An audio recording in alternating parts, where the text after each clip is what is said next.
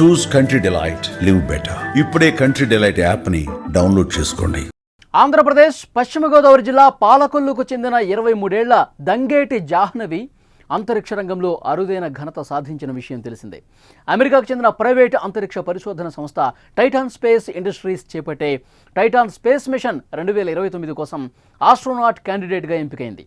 ఈ మిషన్లో భాగంగా జాహ్నవి 2026 నుంచి 3 ఏళ్ల పాటు ట్రైనింగ్ తీసుకోనుంది.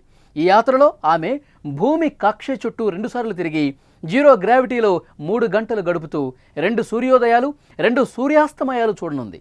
ప్రస్తుతం జాహ్నవి సాధించిన ఘనతపై యావత్ భారత్ హర్షం వ్యక్తం చేస్తోంది. తాజాగా జాహ్నవి కుటుంబ సభ్యులు ఏపీ విద్యాశాఖ ఐటీ శాఖల మంత్రి నారా లోకేష్ను మర్యాదపూర్వకంగా కలిశారు.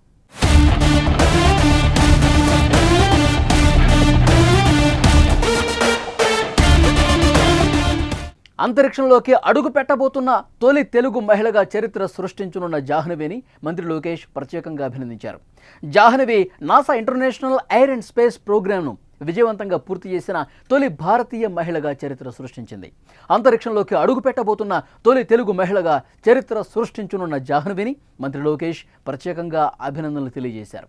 జాహ్నవి తెలుగు అమ్మాయి కావటం ఎంతో గర్వంగా ఉందని చెప్పారు. ఈ సందర్భంగా జాహ్నవి అంతరిక్షంలోకి వెళ్లేందుకు ఎలా కష్టపడింది అన్న విషయం గురించి అడిగి తెలుసుకున్నారు. చిన్నప్పటి నుంచి కన్న కలలు సాకారం చేసుకోవటానికి ఇలా కష్టపడాలని చెప్పారు. భవిష్యత్తులో ప్రభుత్వ పరంగా అన్ని విధాలుగా ప్రోత్సాహం అందిస్తామని చెప్పారు.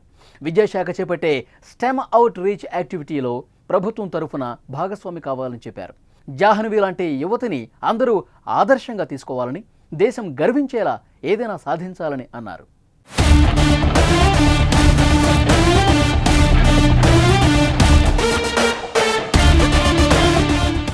ఇక జాహ్నవి విషయానికి వస్తే పశ్చిమ గోదావరి జిల్లా పాలకొల్లులో జన్మించింది. ఆమె తల్లిదండ్రులు శ్రీనివాస్, పద్మశ్రీ కువైట్లో జాబ్ చేస్తున్నారు.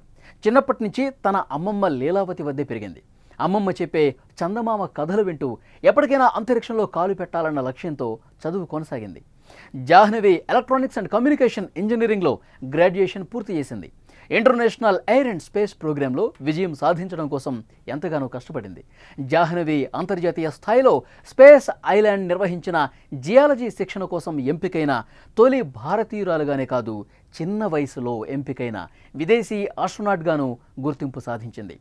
జాహ్నవి ఎలక్ట్రానిక్స్ అండ్ కమ్యూనికేషన్ ఇంజనీరింగ్లో గ్రాడ్యుయేషన్ చేసింది. కృషి, పట్టుదల ఉంటే ఏదైనా సాధిస్తారు అన్నదానికి జాహ్నవి మంచి ఉదాహరణ.